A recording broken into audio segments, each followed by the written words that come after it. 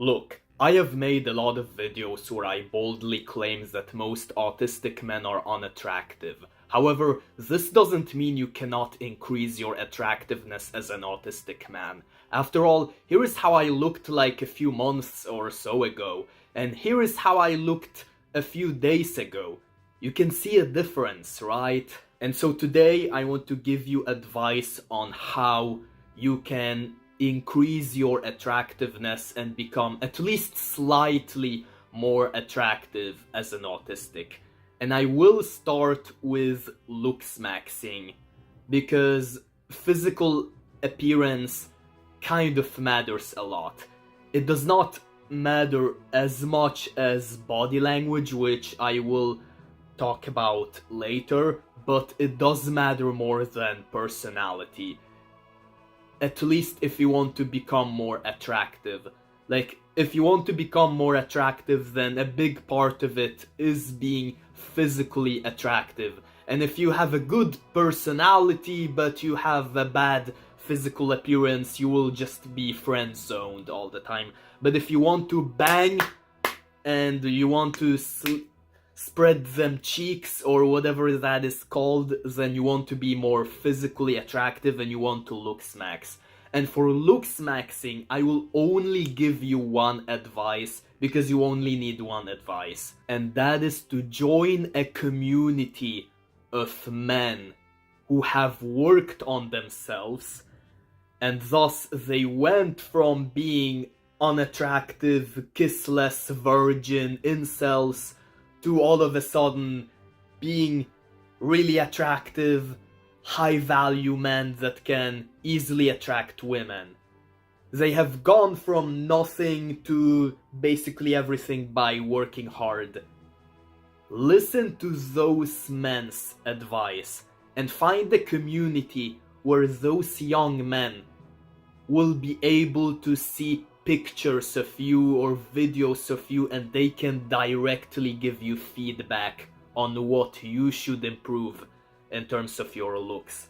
I currently have a Discord server which you can find in the description down below. There I can kind of give you some constructive criticism on maybe your situation, but otherwise, I mean, this is for free, but if you do have money, there is, for example, Adonis School, Hamza's Adonis School. I'm not promoting, I'm not advertising or sponsoring Adonis School in this video, but it is communities like this that have helped me. Basically, communities of men who are on self-improvement. Join those communities and let those men see you on an individual level and then let those men give you tailor-made advice specifically for you. Do not just listen to some random looks maxing YouTube videos for like general advice.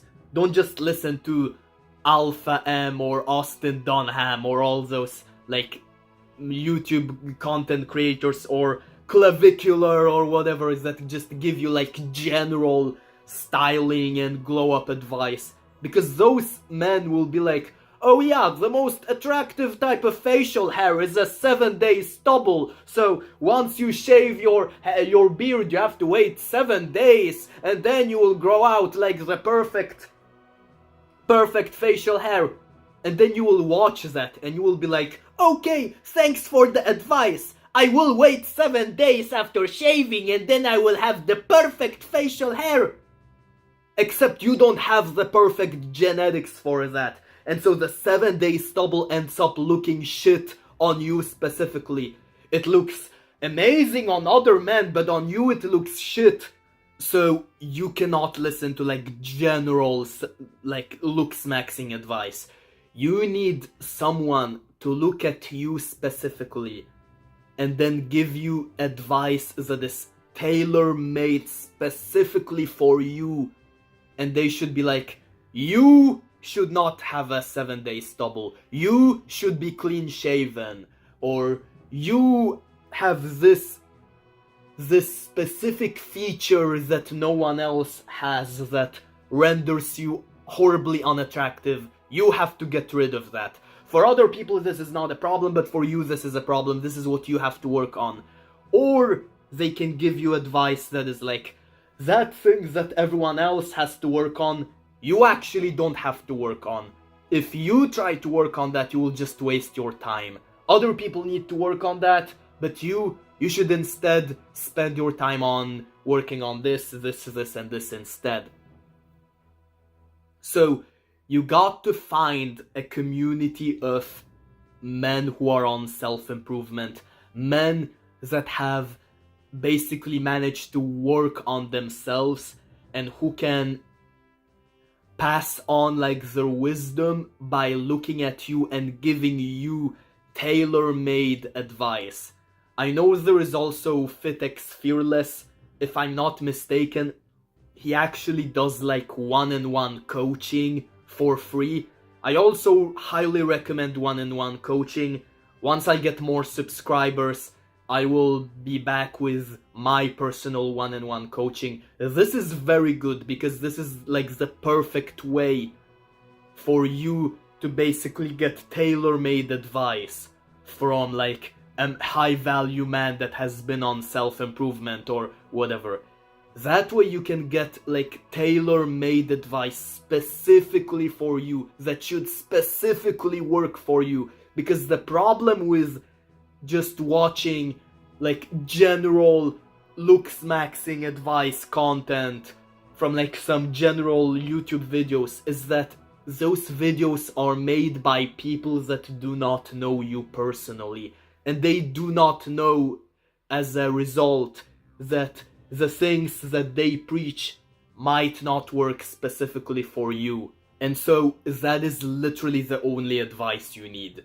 You don't have to do any of the bone smashing, any of the mewing or whatever. No, just find someone that can give you tailor-made advice. If they tell you that you have to do, that you specifically, you out there, you have to do mewing, then do mewing. But do not just do mewing because all the claviculars just preach out this advice, because they don't know you personally, okay?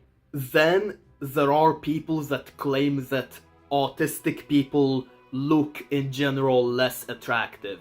That they, for example, that autistic men have less masculine features and autistic women have less feminine features, like on their face. And there are even scientific studies that have shown that people with more autistic traits look, let's just say, less physically attractive, okay? But I personally believe that this has nothing to do with genetics or like natural selection or whatever. I think our looks are mostly determined by our lifestyle. And when you have a lot of autistic traits, that leads to a certain lifestyle that causes you to look less physically attractive. For example, autistic people tend to be picky eaters because they don't like certain textures on food. If you are autistic, maybe you can relate to that yourself. You don't like textures on certain types of food, and so you're very specific about like what you put into your mouth, like what types of food. And sometimes you only like eating like junk food. When it comes to actually healthy food that you should be eating, like broccoli, eggs, steak, you're like, no, that food has fucking textures. I don't like feeling those textures in my mouth. I like eating hamburgers, McDonald's. And it's like, yeah, if you eat McDonald's and hamburgers all the time, yes, then you will look less physically attractive as a result. Then there is working out. I think you should go to the gym, especially as a man, but even as a woman, if you want to look more physically attractive, you should go to the gym and build some muscle. But a lot of autistic people, they don't like going to the gym because they don't like putting their bodies through like pain and the discomfort of lifting weights because they get like sensory overload issues. And so then as a result, they don't build muscle, and so they look I guess, morbidly obese, for example. And so your autistic traits literally will render you unattractive. And so you might be thinking, wait, so I have to go through all this like sensory overload pain. I have to start eating foods that has some unpleasant textures and all that in order to become attractive? And my answer to that is yes. Because one of the harshest realities that you have to accept as an autistic is that you have to choose between being yourself but unattractive, or not being yourself but being attractive. Basically, the same thing applies here. You either choose between living like an autism-friendly, sensory overload-friendly life where you don't put your body through any discomfort, but then you are unattractive. Or you choose to live a life full of pain and discomfort, but you become attractive as a result. You have to choose one of those two. You cannot have both. You cannot have the cake and eat it too as an autistic. You have to choose one of those two.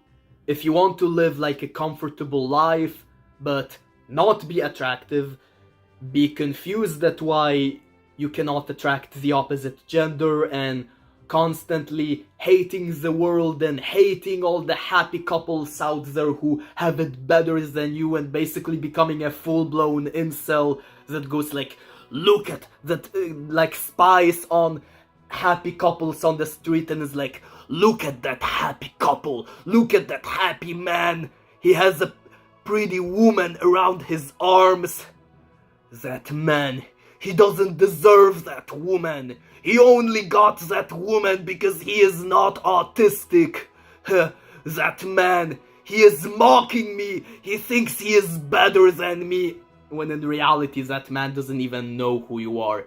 If that is what you want and you genuinely feel fulfilled with living that kind of life, then go for it. Fair enough.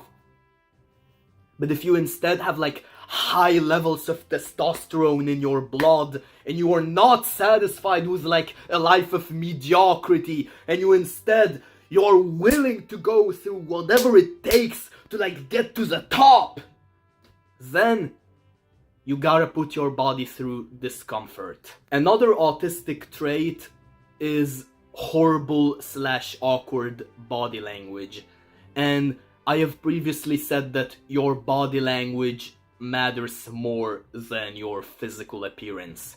When you look at the street, when you look like around you in society, you oftentimes notice that the men that are able to attract the most women, it's not necessarily the most physically attractive men, but it is the men that are able to appear confident. They have a certain body language to them. They carry themselves in a specific way.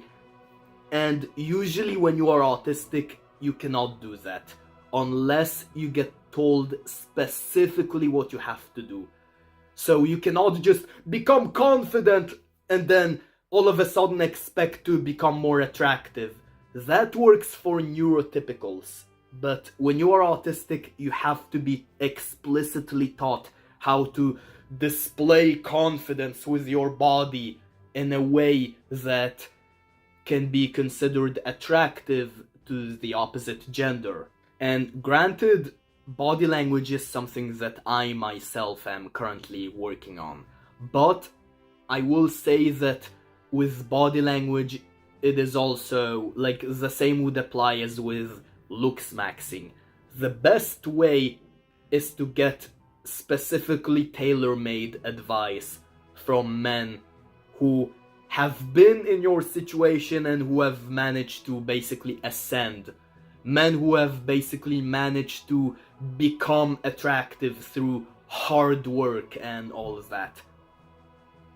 Now, I will say it is harder to get feedback on body language compared to your looks, because with your looks you can just like send screenshots and pictures of yourself and then you can be like, how do I look like? And then you can get a lot of feedback from those men. But with body language, like, you might be at least thinking that in theory those men have to basically see how you act in social situations, especially like how you act when you talk to pretty girls and all that. But I will still say that those men are still able to give you feedback on body language from still pictures. Like, you will be surprised at how much advice you might get from that. So for example, with this picture, which I will show you once again from a few months ago, I received criticisms that I was holding the phone in a way, if you can see how I'm holding the phone in this picture, that I'm holding my phone in a way that signals insecurity. Does that mean that I was insecure when I held my phone like that? No, I was probably just autistic. So I was probably confident already, but I had to be explicitly taught that if I want to portray confidence with my body, I cannot be holding my phone like that, and I should instead hold my phone like this. I also got criticisms that I had horrible posture, and those men were literally able to detect horrible posture from just still pictures, and I was like, holy crap, if this is how bad I look on still pictures. I'm correcting my posture right now, just for like safety. But anyways, I was like, holy crap, if this is how bad I look from fucking still images, then imagine how horrible I must look like when I'm talking to pretty girls. So this is not good at all. So yeah, this is why a few seconds ago I like tried to make sure that I have good posture, because like I said, I am personally working on good body language right now and having the good posture and stuff, so that I can not just be confident but appear confident to the opposite gender, because that is attractive. And so it is usually autistic traits that render you unattractive. However, there is one autistic trait out there that actually does make you attractive, and actually it boosts you a few points in attractiveness. Can you guess what that is? It is your interests. Autistic people have this like thing about them that whenever they start talking about their interests, like their hyperfixations, like imagine if an autistic person starts talking about trains all of a sudden. When autistic people start talking about their interests, they kind of light up. They have this glow around them all of a sudden. There is this other content creator out there. She is on the spectrum herself. Her name is The Thought Spot. She explains this like much better than I could do, so I'm just gonna let her explain this. Okay, so this next trait that I look out for is how much does this person light up when they're talking about their special interest? And how much are they lighting up despite it being socially acceptable? The difference to me between a person talking about a special interest as a non-autistic person versus an autistic person is the difference between their passion talking about their special interest versus their normal baseline. So what I've come to notice is that for non-autistic people, there's not a big difference between them talking about something they're passionate about versus something they're generally interested in. But with autistic people, what I've come to notice is that what they're passionate about is so different from their general baseline that the passion in their special interests veers into the realm of it being socially unacceptable. They'll just keep going on, and it doesn't matter if someone else is interested in the conversation or not, they'll just keep going and going. You're going to have to contribute something to the conversation, Fred. Did you know that nets have been used in hunting for over 30,000 years? No one wants to hear your net facts, Fred. I know, but it's just I love nets so much. You don't have any idea of what they're made of or what they can mean to somebody. There they. Or they'll be so passionate about it that they're so excited even if no one else is excited. Or if someone is also excited, their excitedness goes up even more, where it's almost like you're manic talking about it, right? Or you're so excited about something that you don't even want to just talk about it. You want to bring someone else into the experience and experience it as well and get them to be passionate about it. But either way, the passion in our special interests is so excessive that it's almost like a different person gets activated. I call this like sleeper agent gets activated. You know, an autistic person will activate like a sleeper agent when we're talking about our special interests. And at that point, when you're activated in that way, it doesn't matter if you're matching our freak or you're matching our excitement. It's like we're going to be excited regardless. Because again, we don't need a social contract to just enjoy this aspect of our special interest. We don't need you to also enjoy it. We don't need you to encourage it. It's just, I will be interested and excited about talking about this, regardless of if I'm talking to you about it or a wall, because that's how passionate I am. Whereas a non-autistic person's special interest is always somewhat tied to some sort of social contract. They gain some sort of social benefit out of it. Like a person might talk about how much they love running marathons because they like the way that other people think they're a high achieving person because of the way they're able to accomplish something most people can't accomplish. Whereas an autistic person is excited about birds or animals regardless of whether or not other people care. It doesn't matter. It's just, I will like this even if no one else will ever understand it. I will talk about it. I will love it. It's just, it's a genuine passion of mine. And this is attractive because when you have this like glow and lighting up around you when you start talking about your interests, you show off charisma because people get to see like a more authentic side of yourself whenever you start speaking about something that you personally are actually passionate about. People get to see like an authentic version of you that isn't afraid of speaking about something they are passionate about, and that makes you charismatic, and so that can be attractive. However, I have to give a big warning here, is that there is a fine line between doing this and being perceived as charismatic and attractive, and doing this and being perceived as a disgusting spurg. And so, if you want to do this and be perceived as charismatic and attractive and not as a disgusting spurg, then my rule of thumb is that you should only talk about your interests to people who are interested in listening to your interests. Basically, people who share your interests. Let's, for example, say that you are really interested in biochemistry. That your like hyperfixation as an autistic is biochemistry.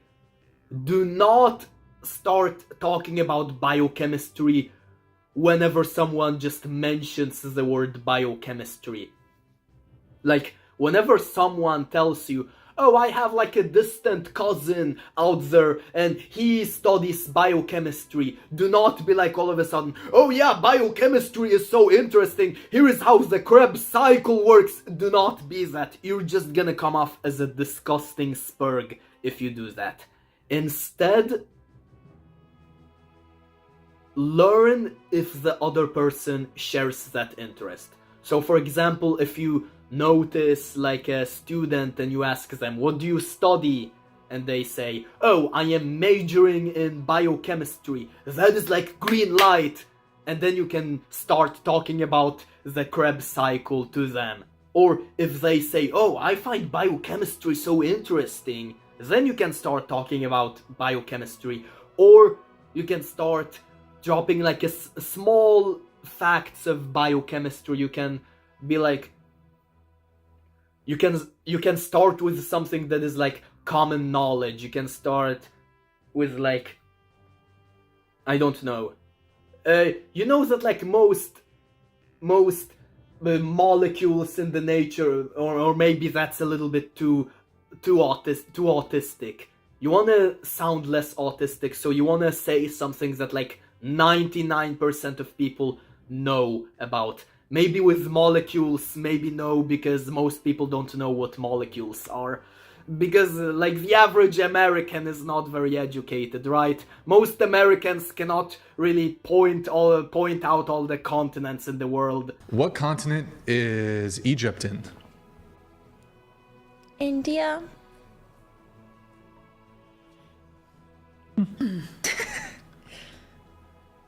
Brian, why India do you is a do country. this? India is a country, Chloe. What continent? Continent. Africa. Wait, Chloe, name all 7 continents. Africa. America. You gotta be more specific. South America. North America. Okay, that's 3. China. Nope. No. Nope, that's not a continent. That's a country. Asia. Okay, 4. 3 more. India? No. That's also in Asia. So if you start talking about, oh yeah, molecules in the nature, they are made of this carbon atoms, you might come off as a spurg if you talk to someone that is like not interested. If you are talking to someone that shares that interest, then yes, please do that. Then you will come off as that attractive and charismatic person. But instead, if you're not sure about whether the other person is interested in like biochemistry or not, you can start saying like something that is much more common knowledge. Like, for example, you know that there is a correlation between biology and chemistry. You know that like chemistry influences biology a lot. That is like something that most of the world population hopefully knows about. So if you say that to someone, and then they are like, oh yeah, cool, and they start talking about something else, do not start talking about Krebs cycle because you will come off as a disgusting spurg. But instead, if you say to someone, oh yeah, biology and chemistry are correlated, and they say, oh yeah, that's true, for example, Krebs cycle, then that is green light, you can start talking about Krebs cycle, and then you will be perceived as charismatic and attractive, and not as a disgusting spurg when you do that. But then you might also have a question. What if I am hyperfixated on something that nobody else is hyperfixated in? And so if I start talking about that to anyone, I will basically come off as a disgusting spurg. If that is the case, then my advice is just shut the fuck up about that thing. Do not talk about that interest of yours, keep it to yourself. But you can use that interest to find new interests that you then can talk to people about. My personal example is I, as an autistic person, I am really hyper-fixated on top 10 lists. You can thank Watch Mojo for that. They are basically this big YouTube channel that makes top 10 lists all the time. I am like hyper-fixated on top 10 lists. I am obsessed with top 10 lists. However, I know that it is highly unlikely that anyone else out there is also as obsessed with top 10 lists as I am. So I don't ever talk about top 10 lists with people. I don't ever say to people, oh yeah, if I were to make a top 10 list on like those foods, I will put this on number 10, I would put this on number 9, I would put this on number 8. I don't ever do that, because if I do that, people will obviously say, are you fucking autistic? And I will be like, yes, I am! How did you know that? And so no, I never talk to people about top 10 lists. I keep that to myself. However, I have used my passion for top 10 lists to develop other passions.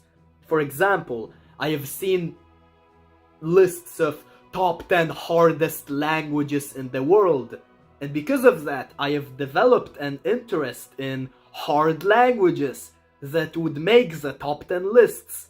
And so now I am currently focusing on learning Japanese, Hungarian, and Korean, because those are languages that usually make top 10 lists.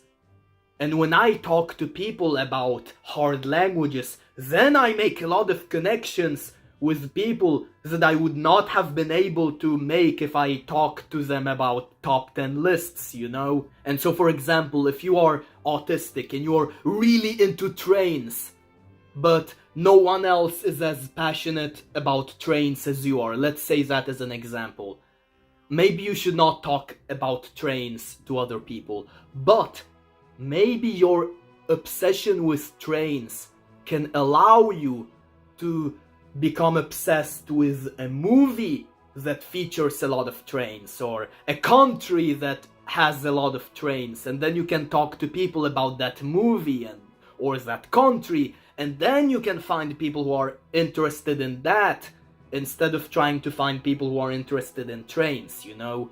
Also, last thing I want to say, do not say to people, I am interested in, for example, biochemistry. If they ask you what your interests are, fair enough.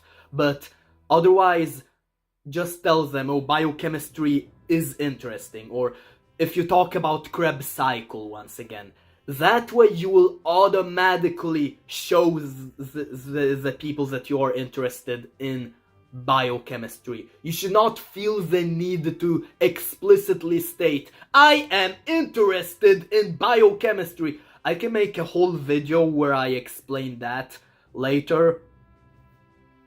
But for now, I don't want to overcomplicate you with too much information, because we as autistic, we have like a short attention span, and if we get too much information, we will lose focus. So for now, all I will say is find a community of men that can give you tailor-made advice on your looks and your body language, and that will oftentimes require you to put your body through pain and discomfort, and then use your interests in a way that makes you come off as attractive.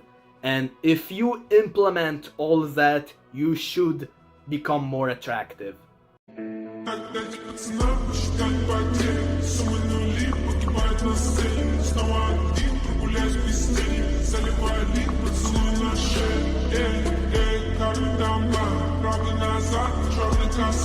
Вижу твой взгляд, теперь нагоя, мог тебя взять.